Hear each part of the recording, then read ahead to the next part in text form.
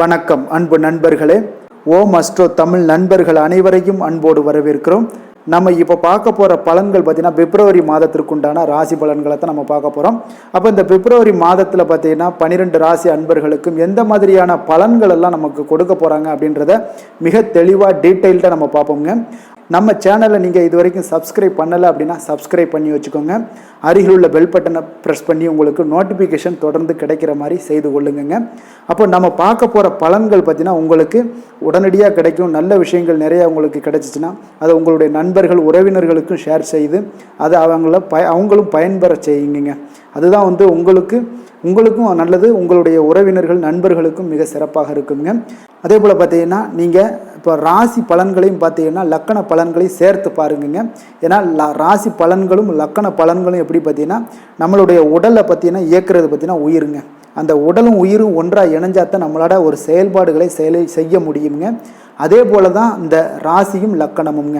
அப்போ ராசி உடலாக இருக்கும்போது உயிர் என்னது லக்கணம் தாங்க. அப்போ உடலும் உயிரும் இணைஞ்சு செயல்பட்டால் தான் நமக்கு முழு பலன்கள் கிடைக்குங்க. அப்போ ஒரு செயல்பாடுகளை செய்யணும் அப்படின்னா ராசி பலன்களையும் பாருங்கள், லக்கண பலன்களையும் பாருங்கள். எடுத்துக்காட்டாக நம்ம பார்த்தோம்னா ஒருவர் மேசராசி சிம்ம லக்கணமாக இருந்தீங்கன்னா அப்போ மேசராசி பலன்களையும் பாருங்கள், சிம்ம லக்கணத்தோட பலன்களையும் அதாவது சிம்ம ராசியோட பலன்களையும் பாருங்கள். 2 பலன்களையும் பார்க்கும்போது பார்த்தீங்கன்னா உங்களுக்கு முழு பலன்களும் தெரிய வருங்க.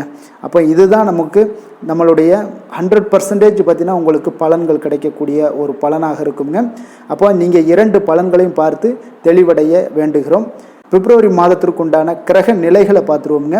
மேசத்தில் பார்த்தீங்கன்னா குரு பகவானுடைய பயணம் இருக்குது. அதே போல் கன்னிராசியில் பார்த்தீங்கன்னா கேது பகவானுடைய பயணமும், துலாம் ராசியில் சந்திரனுடைய பயணம் இருக்குங்க. மாதத்தோட ஆரம்பத்தில் சந்திரன் துலாம் ராசியில் பயணம் செய்கிறாருங்க. தனுசில் பார்த்தீங்கன்னா சுக்கிரன் செவ்வாயோடைய பயணம்லாம் இருக்குது. அதே போல் மகரத்தில் பார்த்தீங்கன்னா சூரியன் புதனுடைய பயணம் இருக்குது. கும்பத்தில் சனி பகவானுடைய பயணமும், விரயஸ்தானமான அதாவது மீனராசியில் பார்த்தீங்கன்னா ராகுவுடைய பயணமெல்லாம் இருக்குங்க. மகர ராசியில் உள்ள சூரியன் பார்த்தீங்கன்னா பிப்ரவரி 13ஆம் தேதிக்கு பிறகு பார்த்தீங்கன்னா கும்பராசிக்கு மாறுவாருங்க. அதே போல் மகர ராசியில் உள்ள புதனும் பார்த்தீங்கன்னா கும்பராசிக்கு இடப்பெயர்ச்சி ஆகுறாரு. தனுசு ராசியில் உள்ள சுக்கிரனும் பார்த்தீங்கன்னா மகர ராசிக்கு இடப்பெயர்ச்சி ஆகுவாருங்க. அப்போ இந்த இடப்பெயர்ச்சி இந்த கிரகங்களுடைய நிலைகள் வச்சு தான் நம்ம இப்போ பலன்கள் எல்லாம் சொல்ல போகிறோம்.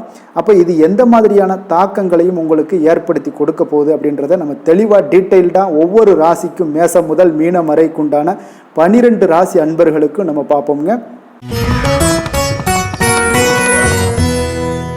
கடக ராசி கடக லக்கண அன்பர்களுக்கு இந்த பிப்ரவரி மாதம் பார்த்தீங்கன்னா உங்களுடைய ராசிக்கு 7, 8 சூரியனுடைய சஞ்சாரம் இருக்குங்க.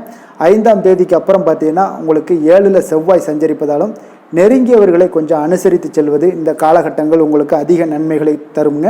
அப்போ உங்களுக்கு கூட இருப்பவங்க நண்பர்களாக இருக்கட்டும் இல்லைன்னா உறவினர்களாக இருக்கட்டும் அவங்களிடம் கொஞ்சம் அனுசரித்து செல்லுங்க. அவங்களிடம் பேசும்போது நட்புடன் பழகக்கூடிய ஒரு வாய்ப்பை ஏற்படுத்தி கொள்ளுங்க. பண விஷயத்திலையும் இந்த காலகட்டத்தில் நீங்கள் கவனமுடன் இருக்க வேண்டிய ஒரு நேரமாக இருக்குங்க.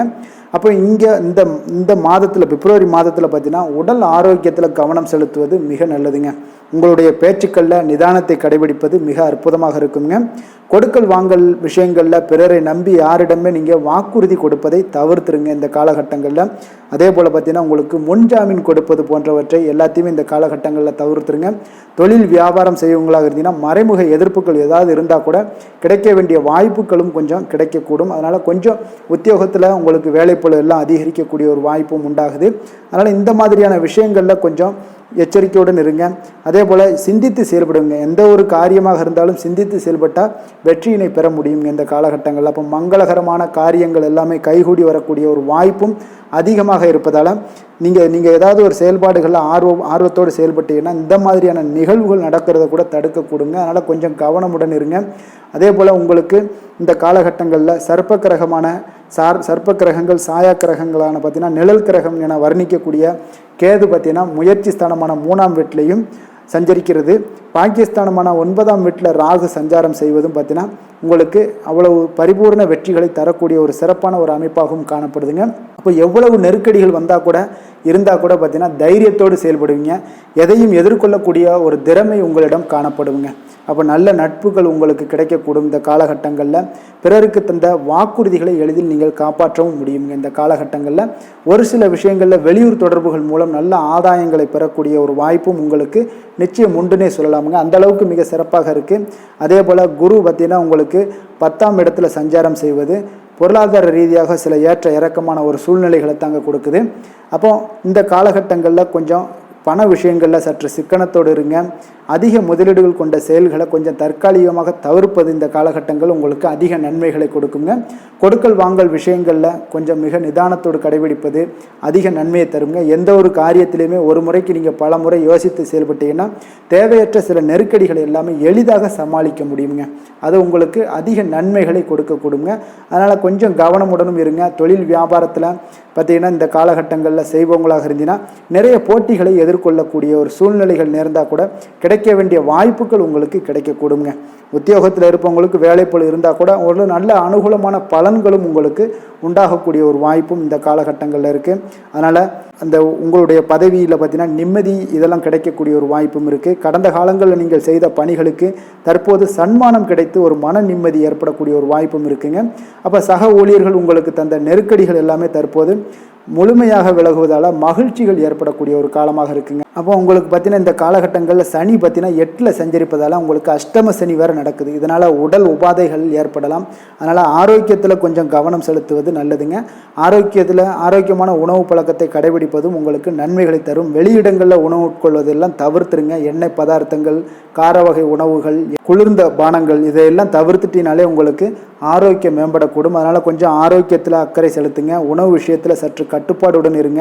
தேவையற்ற பயணங்களை எல்லாம் தவிர்த்துருங்க. குறிப்பாக இரவு நேர பயணங்களை தவிர்ப்பது மிக நல்லதுங்க. ஏன்னா சனி 8ல் இருப்பது அஷ்டம சனி வேறு நடக்குது. அதனால் எதுலேயுமே கொஞ்சம் அவசரப்படாமல் இருங்க. பொதுவாக வண்டி வாகனங்களில் செல்லுகின்ற பொழுது சட்ட விதிக்கு உட்பட்டு நீங்கள் நடப்பது நல்லதுங்க.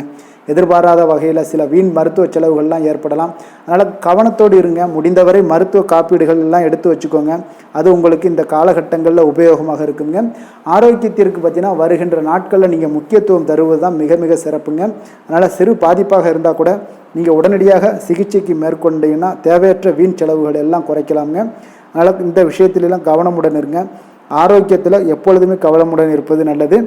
குடும்ப விஷயங்களில் பார்த்தீங்கன்னா கணவன் மனைவிக்கிடையே தேவையற்ற வாக்குவாதங்கள் ஏற்படுவதால் பேச்சில் நிதானத்தை கடைபிடிங்க. அது உங்களுக்கு நன்மைகளை தரும். உற்றார் உறவினர்களை எல்லாம் அனுசரித்து செல்வது உங்களுக்கு அதிக அனுகூலமான பலன்களை எல்லாம் உண்டாக்கி கொடுக்குங்க.